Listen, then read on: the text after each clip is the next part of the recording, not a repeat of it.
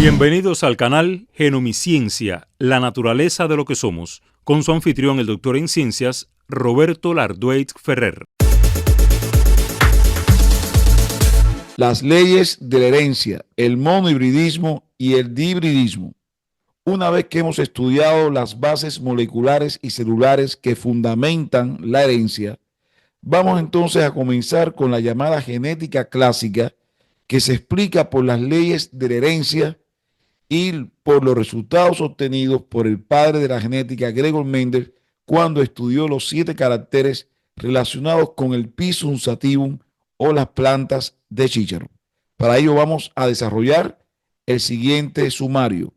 Como punto número 1, las leyes de la herencia, la primera ley de Mendel, la segunda ley de Mendel, el cruzamiento monohíbrido y dihíbrido, la relación entre meiosis y las leyes de Mendel.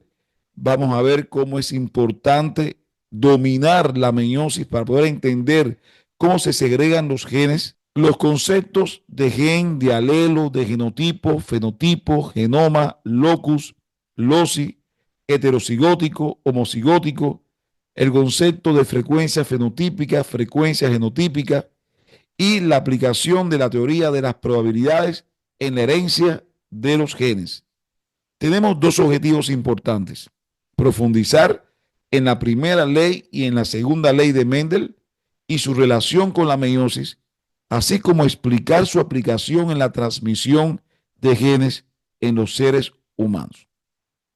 Y comenzamos recordando lo que realizó Gregor Mendel, que lo convirtió en el padre de la genética.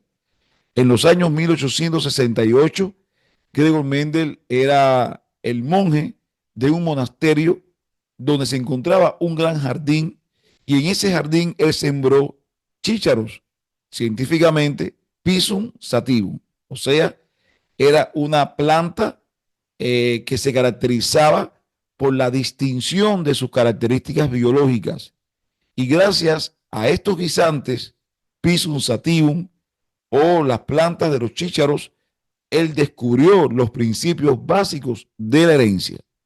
Lamentablemente, él falleció sin conocer su gran aporte científico al conocimiento genético, y fueron redescubiertos en el año 1900, donde se confirmó que verdaderamente Gregor Mendel fue el primero quien descubre las leyes de la herencia, los principios básicos de la herencia, fundamentada precisamente por las bases celulares y moleculares de la herencia que habíamos abordado hasta el momento. Entonces, él estudió 7 caracteres que tenían características biológicas muy bien marcadas, distinguibles, entre ellos el color de las semillas, y ahí vamos a encontrar 2 tipos de características biológicas: amarillo y verde. La forma de las semillas, lisa y rugosa. El color de revestimiento de las semillas, también existían 2 características: amarillo y verde. El color de la vaina, amarillo y verde. La forma que tenía la misma, inflada y estrecha, entre otras características como son el color de la flor, la posición de la flor, si era axial o era terminal, así como el tamaño del tallo, alargado o corto. En este sentido, él realizó distintos cruzamientos entre 2 líneas, ejemplo, de semillas. Él cruzó plantas con semilla amarilla con plantas de semilla verde. Y en esa primera generación filial obtuvo 100% de plantas de semilla amarilla. Pero previamente, él tuvo que obtener líneas puras de estas plantas. Es decir, él empezó a cruzar plantas de semilla amarillo con plantas de semilla amarillo, y si en la descendencia existía alguna planta de semilla verde, entonces él, por un proceso de entrecruzamiento o retrocruce, logró obtener líneas puras 100% de descendencia de plantas con semillas amarillas. Y así mismo pasó con las plantas de semillas verdes. Es decir, que a partir de cruzamientos sucesivos, él obtuvo líneas puras, un linaje puro para cada una de las características biológicas de los 7 caracteres que él estudió.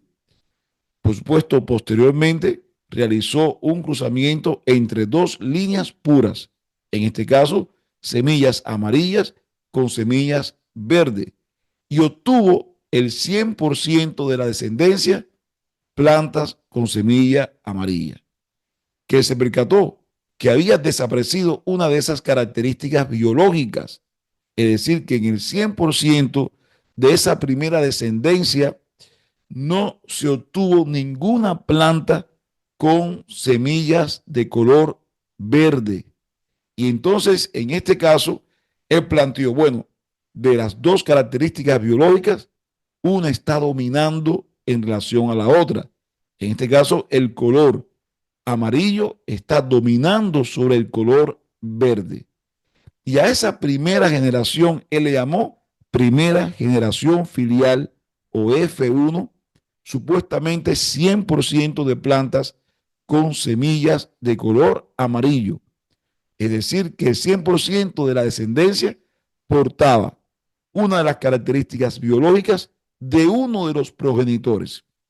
Sin embargo, él recibió una grata sorpresa, que cuando él empezó a cruzar 2 plantas de color de semilla amarillo de la primera generación filial, y entonces reaparece en un 25% de la descendencia la característica biológica que no se había expresado en la primera generación filial, que en este caso eran las plantas de semilla de color verde. Y ahí es cuando él define lo que es carácter dominante o característica biológica dominante y característica biológica recesiva, definiéndose como característica biológica dominante aquella que aparece en el 100% de la primera generación filial y en el 75% de la segunda generación filial. Y como característica biológica recesiva, aquel que no aparece en la primera generación filial y que aparece en el 25% de la segunda generación filial. De manera que a la segunda generación filial se iba a obtener una proporción del fenotipo de 3 plantas de semillas amarillas por una planta de semilla verde, es decir, 3:1. De esta manera, entonces él define a la semilla de color verde como el carácter recesivo y a la semilla de color amarillo como el carácter dominante. El gen que en aquel entonces él denominó factor que determinaba el carácter recesivo, lo llamó factor recesivo, que con el desarrollo de la genética se llegó a la conclusión que estos factores no eran más que los genes y que estos genes tenían una expresión recesiva. Y el factor que predominó o el factor que influyó en el carácter dominante le llamó factor dominante y posteriormente gen dominante. De manera que aquí tenemos ya varios conceptos resultados del cruzamiento de Mendel. A este tipo de cruzamiento le llamó cruzamiento monohíbrido porque se está evaluando la segregación de un carácter determinado con 2 características biológicas alternantes, que en este caso es el color de las semillas, verde versus amarillo. De manera que aquí se definió qué cosa era carácter recesivo, carácter dominante, gen recesivo y gen dominante. Que la combinación de los genes que determinan un fenotipo determinado, él le llamó genotipo. Vamos a ver el concepto de locus. ¿Qué es un locus? Es un local específico en un cromosoma ocupado por un gen o por un alelo. Aquí nosotros tenemos dos cromosomas homólogos. Y ahí se está determinando un cromosoma que proviene de la madre y un cromosoma que proviene del padre. Y ese sitio específico donde se encuentra el fragmento de ADN que determina el color de los ojos, en el caso de la madre, ojos azules, en el caso del padre, ojos castaños, es lo que se conoce con el nombre de locus. Y el plural de locus es loci. Entonces, cuando se establecen estos cruzamientos de Mendel, en que se obtiene una proporción fenotípica del 100% de plantas con la semilla amarilla en una primera generación filial y un 75% de plantas con la semilla amarilla en una segunda generación filial, a este carácter que domina, él le llamó carácter dominante. Y ese carácter dominante está determinado por un gen dominante. Y ese gen dominante se encuentra en un sitio específico del cromosoma llamado locus. Sin embargo, aquel carácter que no se expresa en el 100% de la descendencia en la primera generación filial y solo en el 25% de la descendencia de la segunda generación filial, Mendel lo denominó carácter recesivo, determinado por un gen recesivo. Y ese gen recesivo es el alternante, es la variedad génica del gen dominante que se encuentra en el mismo sitio cromosómico, pero de su cromosoma homólogo, es decir, los llamados loci o locus en singular. De manera que el locus es el local específico en un cromosoma ocupado por un gen o alelo. Aquí, loci, habíamos visto que es el concepto, pero en plural, el concepto de locus en plural. Aquí vemos cómo a todo lo largo y ancho de los cromosomas se encuentran distintos loci que son responsables de distintos genes que codifican la expresión para distintas características biológicas o distintos caracteres, como es el color de los ojos, el tipo de grupo sanguíneo, el color del cabello, los genes que tienen que ver con el crecimiento, etc. Entonces, loci son varios sitios específicos en un cromosoma ocupado por varios genes. Entonces, ¿qué cosa es un gen y qué es un alelo? Precisamente, el gen es un fragmento de ADN que determina una característica biológica determinada y que se encuentra en un sitio específico de la cromátide. Pero en ese mismo sitio de su cromosoma homólogo existirá un mismo gen que puede definir la característica biológica alternante. Y en este caso es lo que se conoce con el nombre de alelo. De manera que un alelo es una de las dos formas alternativas de un gen. Son genes que determinan la expresión de un carácter determinado. Son las formas alternantes de un gen que se encuentran en el mismo locus, pero de cromosomas homólogos. Y es importante tener presente entonces que un carácter está conformado por dos características biológicas y los genes que definen estas características biológicas se les llaman alelos. ¿A qué llamamos genotipo y fenotipo? El genotipo es la constitución genética para un carácter determinado, es decir, es la presencia de dos genes, o sea, de dos alelos responsables de un carácter determinado. Ese es el genotipo. Y ese genotipo va a determinar la expresión, ya sea a nivel bioquímico, a nivel morfológico, de esa información genética. Y es lo que se conoce con el nombre de fenotipo. En este esquema nosotros podemos mostrar un cromosoma de origen materno y un cromosoma de origen paterno. Son los llamados cromosomas homólogos. Y aquí vamos a encontrar el primer locus amarillo, donde se encuentran dos genes dominantes, A mayúscula, A mayúscula. tenemos inmediatamente debajo el centrómero y debajo del centrómero dos loci, es decir, un primer locus de color rosado y un segundo locus de color azul. El locus de color rosado se encuentran dos genes, un gen dominante V con su alelo gen recesivo V minúscula. Y en el otro locus encontramos dos genes recesivos F. Para todos los estudiantes, al gen dominante se le designa con una letra mayúscula y al gen recesivo se le designa con una letra minúscula. De manera que el genotipo, como constitución genética para un carácter determinado, está constituido por un par de genes o un par de alelos que definen un carácter determinado y que éstas pueden ser clasificados en tres tipos: homocigótico dominante, homocigótico recesivo y heterocigótico. Cuando estamos ante la presencia de un genotipo homocigótico dominante, cuando los dos genes son dominantes, cuando existe una combinación de genes dominantes, en este caso A mayúscula, A mayúscula.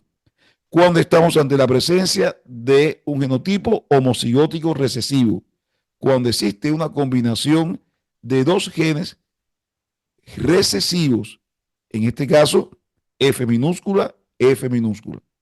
Cuando estamos ante la presencia de un genotipo heterocigótico, cuando existe una combinación de un gen dominante, que en este caso es V mayúscula, y un gen recesivo, que en este caso será V minúscula.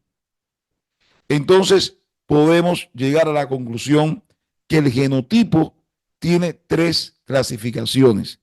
Está el homocigótico dominante, A mayúscula, A mayúscula, el heterocigótico, B mayúscula, B minúscula, y el homocigótico recesivo, F minúscula, F minúscula. Al primero se le llama homocigótico dominante cuando existen dos alelos dominantes en un mismo locus, heterocigótico cuando un organismo individual posee dos alelos diferentes en un mismo locus, y homocigótico recesivo cuando un individuo posee dos alelos recesivos en un mismo locus. Entonces, ¿a qué llamamos fenotipo y a qué llamamos genoma? Bueno, las características observables y modificables que sufren la influencia tanto del genotipo como del medio ambiente es lo que se conoce con el nombre de fenotipo. Es decir, que el fenotipo es la expresión observable a nivel bioquímico, a nivel morfológico, de la información que está contenida en los genes.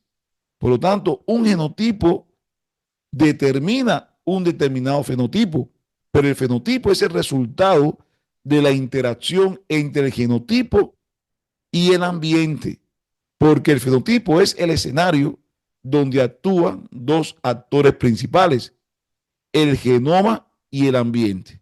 Y entonces, ¿qué es el genoma? Es la constitución de todos los genotipos que determinan todas las características biológicas. Es la totalidad o el conjunto de genotipos. El cruzamiento monohíbrido revela lo que es el principio de la segregación o de la primera ley de Mendel. Precisamente este cruzamiento que realizó Mendel con las plantas en que evaluó el color de las semillas, así él lo realizó con el resto de las características o de los caracteres. Y él logró el mismo resultado, obtuvo el mismo resultado, una proporción 100% del carácter dominante en la primera generación filial y una proporción de un 75% de la característica dominante versus 25% de la característica recesiva.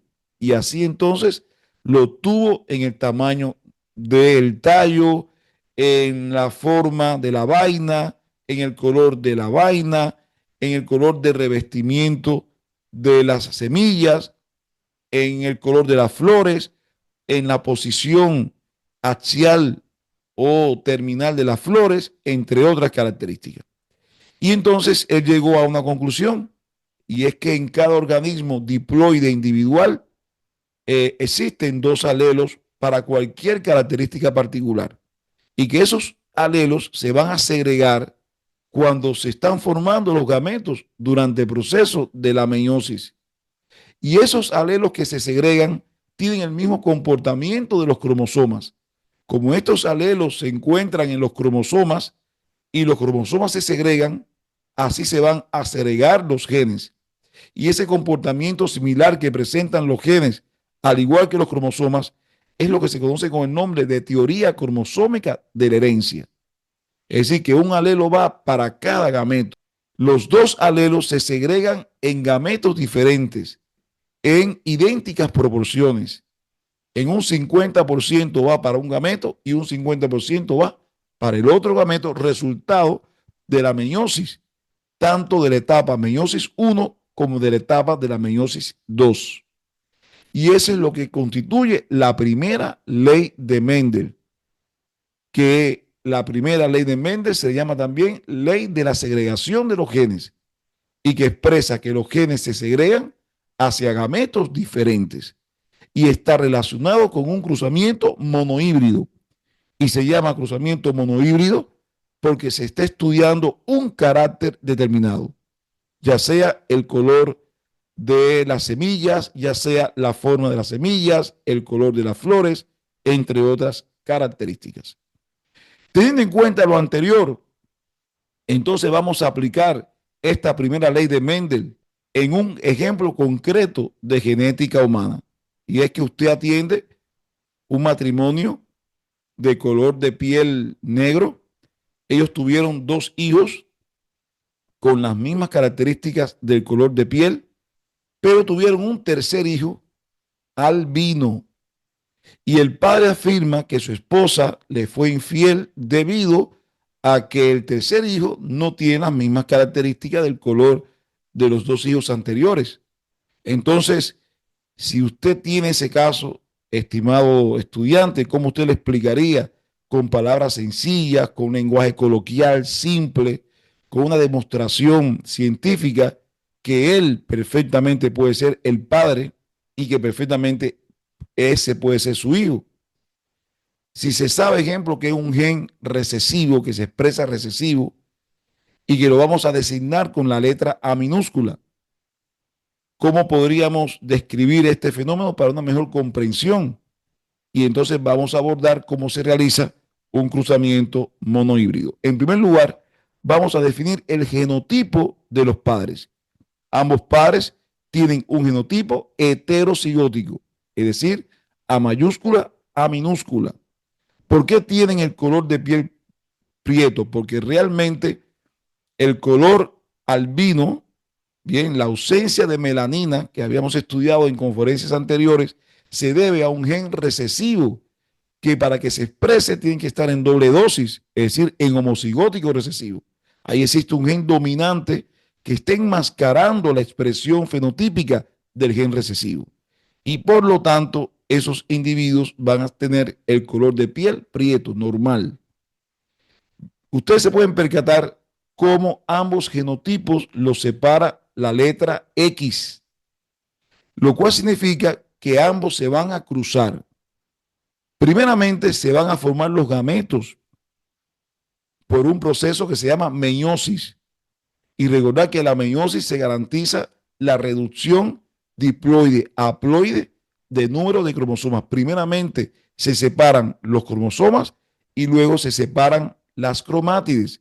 Y junto con esas cromátides se van a separar los genes en una igual proporción de un 50%, un 50%. Por lo tanto, en el caso de la mujer vamos a obtener un 50% de ovocitos maduros con la letra A mayúscula, es decir, con el gen dominante, y un 50% de gametos con la letra A minúscula o gen recesivo. Y este mismo resultado será obtenido durante la espermatogénesis. ¿Qué sucede? Que entonces estos cuatro gametos se van a cruzar.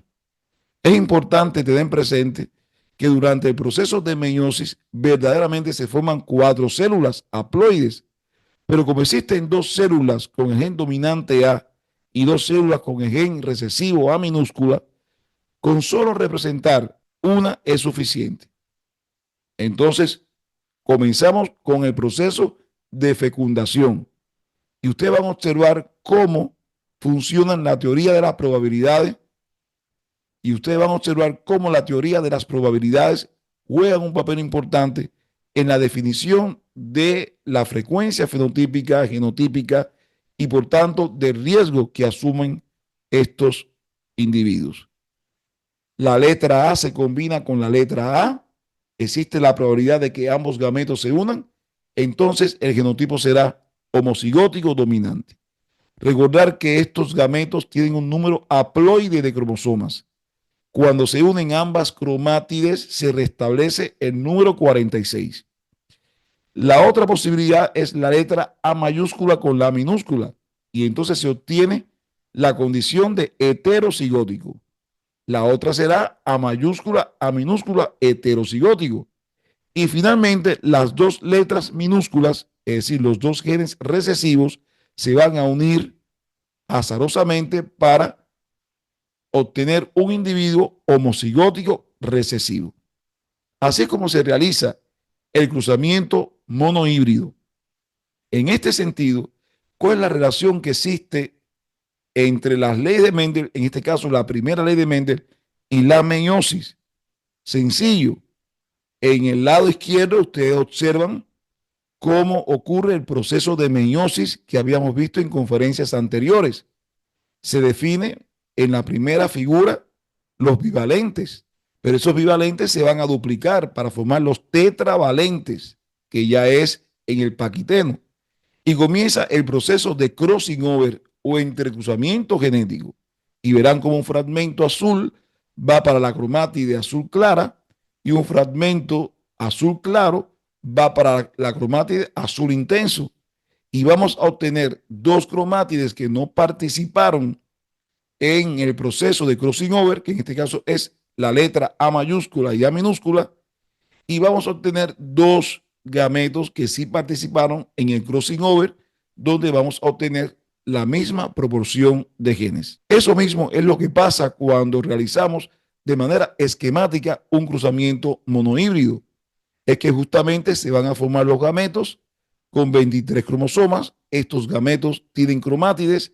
Cada una de estas cromátides va a segregar un gen porque el gen se encuentra en los loci de dichas cromátides y cuando ocurre el proceso de fecundación vamos a obtener estas proporciones. En este sentido vamos a abordar otro ejemplo, el caso de la polidactilia posaxial tipo B, y vamos a ver qué probabilidad tiene una niña de tener hijos con el mismo defecto congénito. O sea, usted sabe que el defecto congénito de la polidactilia posaxial tipo B es determinado o está determinado por un gen dominante. Y en este sentido, entonces vamos a obtener esta probabilidad. El individuo es heterocigótico con un individuo heterocigótico. Ambos presentan polidactilia. Estos son los genes que se van a segregar. Recordar que los genes se tienen que encerrar en un círculo, porque el círculo lo que representa son los gametos. Y finalmente vamos a obtener la proporción 3:1. Ustedes verán cómo existen diferencias entre el primer cruzamiento monohíbrido de un carácter recesivo como el albinismo, con este cruzamiento monohíbrido con un carácter dominante como la polidactilia. En el primer caso vamos a obtener una proporción fenotípica de un 75% de individuos normales versus 25% de individuos albinos. Sin embargo, en el caso de la polidactilia vamos a tener un 75% de individuos con la polidactilia y un 25% de individuos sin la polidactilia. Es decir, que la proporción fenotípica tiene que ver con la proporción, con la probabilidad de obtener un determinado fenotipo. En este caso, En el albinismo, la proporción es 3:1, o 75% es a un 25%, o 3/4 es a un cuarto. Cualquiera de las tres vías o cualquiera de las tres formas es factible para expresar el fenotipo. Sin embargo, cuando estamos hablando de proporción genotípica, es la probabilidad que existe en cada gestación, en cada embarazo, de que un individuo tenga un determinado genotipo. En este caso, la proporción genotípica es un 25% homocigótico dominante, o un cuarto, o la unidad, un 50% heterocigótico, o un medio, y un 25% homocigótico recesivo. De manera que la proporción fenotípica en un cruzamiento monohíbrido es 3:1, y la proporción genotípica es 1:2:1. O un 25% es a un 50% o es a un 25%. Y si lo podemos expresar en fracciones decimales, va a ser un cuarto es a un medio es a un cuarto. Observe que la niña, además de la polidactilia, también tiene glaucoma congénito, pero determinado por un gen recesivo. Entonces vamos a responder, ¿cuál es la probabilidad de tener hijos polidactílicos con glaucoma? La probabilidad de tener hijos polidactílicos sin glaucoma, la probabilidad de tener hijos sin polidactilia con glaucoma, y la probabilidad de tener hijos completamente saludables, sin la polidactilia y sin el glaucoma. Entonces, estimados estudiantes, ya aquí no estamos evaluando un carácter determinado. Aquí estamos evaluando dos caracteres con dos características biológicas cada uno.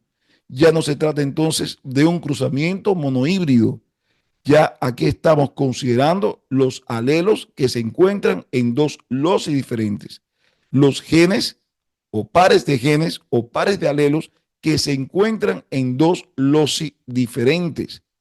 Y esto entonces lo tenemos que resolver a través de un cruzamiento dihíbrido, en que la segregación de los genes no van a estar dictaminados por lo que dice la primera ley de Mendel, sino por la llamada segunda ley de Mendel, o segregación independiente de los genes. Pero vamos a remontarnos entonces a los experimentos de Gregor Mendel. No solamente Gregor Mendel estudió en su jardín de Pisum sativum el color de las semillas, sino también el aspecto liso o rugoso de las semillas. Y también él obtuvo líneas puras para ambos caracteres, realizando retrocruces, autofecundación entre los descendientes de una primera generación filial, hasta lograr que el 100% de las plantas tuviesen esta característica biológica: color amarillo, aspecto liso, versus color verde, aspecto rugoso. Y también obtuvo en esa primera generación filial el 100% de las plantas con una de las características paternas, en este caso, color amarillo con aspecto liso de las semillas. Que él realizó entonces después, realizó una autofecundación F1 por F1, es decir, las plantas de esa primera generación filial con las plantas de esa primera generación filial, y entonces se obtuvieron los siguientes gametos: A mayúscula, B mayúscula, A mayúscula, B minúscula, A minúscula, B mayúscula y A minúscula, B minúscula. Y al colocarlo en esta tabla, que se conoce con el nombre de tabla de Punnett, vamos a obtener 4 posibilidades de gametos en las columnas y 4 posibilidades de gametos en las filas. Y cuando se realizó el cruzamiento entre estas plantas, entonces se obtuvieron las proporciones fenotípicas de 9 plantas de semilla amarillas y lisa, 3 plantas de semillas amarillas y rugosa, 3 plantas de semillas verdes lisa y una planta de semilla verde rugosa. Es decir, que existieron individuos con fenotipos recombinantes y fenotipos no recombinantes. Y las características biológicas que no aparecieron en la primera generación filial, apareció entonces en la segunda generación filial.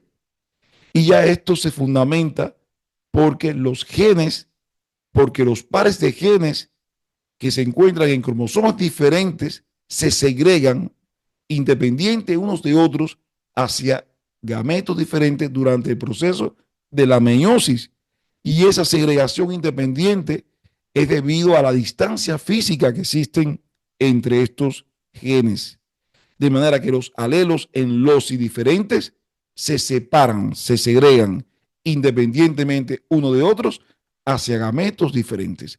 Y eso es lo que se conoce con el nombre de la segunda ley de Mendel o segregación independiente de los genes. Entonces, vamos a remontarnos a esta situación polémica relacionada con la osteogénesis imperfecta. Y dentro de la osteogénesis imperfecta, un hallazgo muy característico de este síndrome que se llama dentinogénesis imperfecta, que es una enfermedad rara que está determinado por un defecto en la formación anormal de la dentina y se sabe que el gen se expresa con carácter dominante. Vamos a ver la proporción fenotípica y genotípica si tenemos uno de los dos miembros del matrimonio con la enfermedad y otro es saludable. Vamos a realizar los cruzamientos y vamos a ver los fundamentos de la meiosis. En este caso, como estamos refiriendo un carácter determinado que es la presencia o no de dentinogénesis imperfecta, entonces es un cruzamiento monohíbrido y se debe de cumplir la primera ley de Mendel. Algunas personas son portadoras de una enfermedad, lo que significa que ellos propios no tienen la enfermedad. Es cuando estamos hablando del tema del albinismo, que ambos pares son portadores, pero no tienen la enfermedad. El término de portador significa a que presentan en un 50% de su genotipo el gen recesivo que determina la enfermedad. Y en este caso, bien, el gen recesivo condiciona la condición biológica, condiciona la enfermedad. Fíjense como aquí nosotros tenemos la probabilidad un 50% de ser portador, un 25% de ser individuos sanos no portadores y un 25% de ser enfermos o de presentar esa condición biológica. Es lo que está pasando, ejemplo, con el albinismo, es lo que pasa con la anemia falciforme y con otras enfermedades que vamos a abordar en próximas conferencias. Pero también existe la condición cuando se presentan los síntomas y signos, en este caso, de un carácter o de un gen dominante. Y el gen dominante condiciona la enfermedad. Por lo tanto, ojo, estimados estudiantes, en la genética no podemos utilizar el término portador como sinónimo de que presenta la enfermedad. Cuando estamos diciendo portador es porque esa persona es heterocigótica. Y cuando estamos diciendo que presenta la enfermedad es porque realmente tiene un gen dominante que determina la enfermedad. Aquí nosotros vemos un individuo no afectado que se cruza con un individuo afectado y tenemos la probabilidad de tener dos individuos afectados y dos individuos no afectados. En este caso, el individuo afectado es heterocigótico y el individuo no afectado es homocigótico recesivo. El individuo no afectado debe ser homocigótico recesivo. Y el individuo afectado puede tener dos variantes o dos probabilidades: homocigótico dominante o heterocigótico. Pero no puede ser las dos, una de ellas. ¿Cuál sería? En este caso sería el heterocigótico, porque si fuese el homocigótico dominante, el 100% de la descendencia fuesen hijos pintados de color azul, es decir, heterocigóticos. Pero como existen dos hijos, una probabilidad de un 50%, dos de cada cuatro, de ser no afectados, entonces el genotipo de uno de los progenitores afectado, en este caso, debe ser heterocigótico. para que entonces los afectados sean heterocigóticos y los no afectados sean homocigóticos recesivos. Entonces, en el cruzamiento monohíbrido vamos a obtener la formación de estos gametos, de estos genotipos, y en este caso el cruzamiento se desarrolla de esta manera, donde existe un 50% homocigótico recesivo y un 50% heterocigótico en la descendencia. Y, por supuesto, también nosotros lo podemos realizar de esta manera. No es necesario colocar los 4 gametos y ni siquiera 2 gametos con el gen recesivo A. Con la representación de uno solo es suficiente y se hace más corto el camino, mostrándose el mismo resultado. Un 50% heterocigótico y un 50% homocigótico recesivo. Uno es a uno o un medio es a un medio. Entonces, estimados colegas, con esta conferencia hemos podido evidenciar cómo las leyes de la herencia están determinadas precisamente por el comportamiento de los genes cuando se segregan hacia los gametos durante la meiosis. En una próxima conferencia, nosotros queremos que usted nos aborde, nos explique cómo se comportan los genes durante la meiosis cuando estamos realizando un cruzamiento dihíbrido que fundamenta, por supuesto, la segunda ley de Mendel. Ya estamos en condiciones de realizar un conjunto de ejercicios que nos van a permitir llegar a ese nivel de aprender haciendo, de saber haciendo, es decir, demostrar nuestras habilidades en los cruzamientos monohíbridos y dihíbridos y aplicar las leyes de la herencia tanto en los cruzamientos monohíbridos dihíbridos, así como el comportamiento de estos genes durante la meiosis 1 y la meiosis 2. Hasta un próximo encuentro. De esta forma finalizamos la videoconferencia, no sin antes recomendarle que se suscriba al canal y si le gustó, regale un like.